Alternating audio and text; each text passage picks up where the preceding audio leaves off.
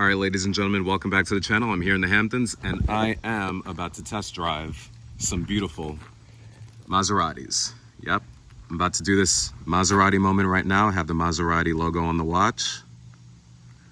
And I'm about to drive these cars. Let's go for drives.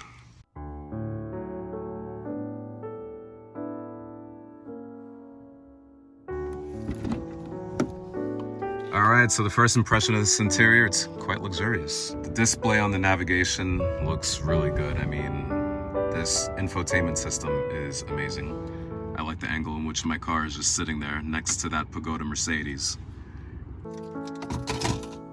Put the keys down.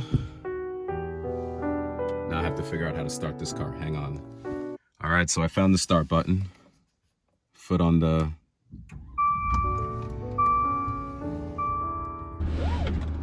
navigation on. The driveways in Sag Harbor near Millstone Road in the Hamptons area is quite challenging sometimes. I'm just ensuring that I don't get lost on my path into town because I'm taking this Maserati to lunch. All right, I think I found my way. So let's see what this car can do.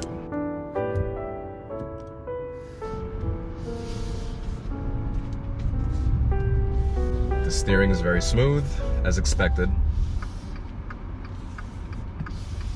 All right, so now I am accelerating onto one of the main roads here in the Hamptons.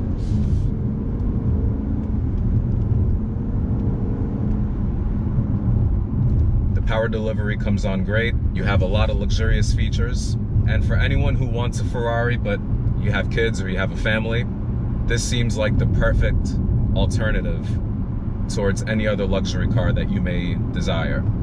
If a Rolls-Royce is too plush and luxurious for you, or if a Bentley is just out of your price range, a Maserati is, let's say, a step above a standard luxury car, like let's say an Audi or a Mercedes or a BMW. You want something a little bit different, something a little bit more exclusive.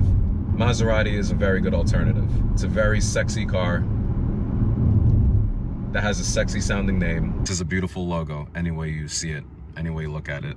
And it drives really well.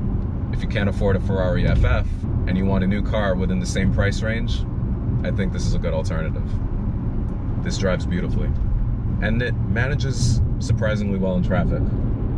If you want to kick in sport mode,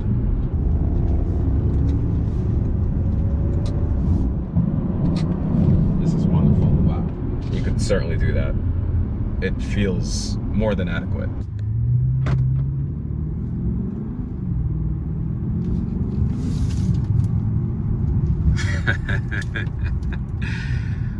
Wow, this is definitely a very good car.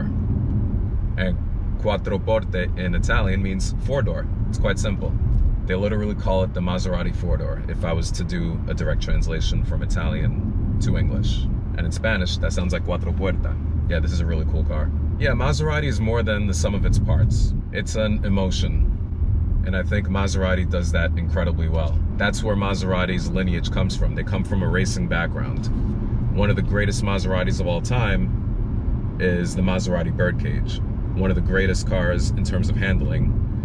And that is where the DNA of Maserati comes from. Of course, their direct connection to Ferrari and their connection to all of the amazing things that they've accomplished on a racetrack.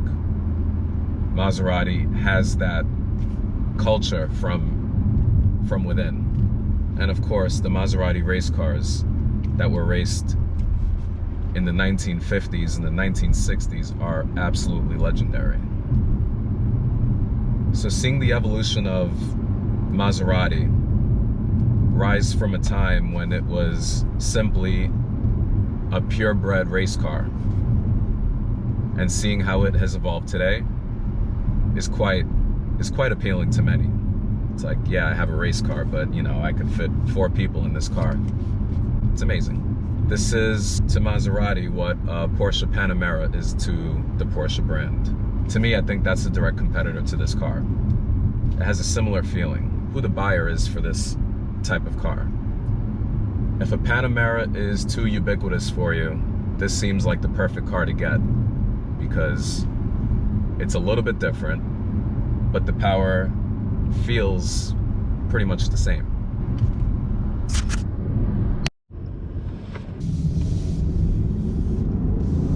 Acceleration is exhilarating in this car. The back wheels do spin, and the traction is quite amazing. This car handles really well, especially on the curvy roads of Sag Harbor. I think the way I can define this car is balance. Everything feels well balanced through the curves, and the steering response is there. Like any jolt of the steering wheel, you feel the car go. And there's minimal body roll. Like, it's just a very good car that absorbs the bumps really well. Yeah, so this is it. I just wanted to talk a little bit about this car. I want to thank you for watching. This was a fun car to review, and I'm glad I had the opportunity to drive it. I have to thank Ferrari Maserati of Long Island for inviting me out to have this opportunity to drive this amazing vehicle.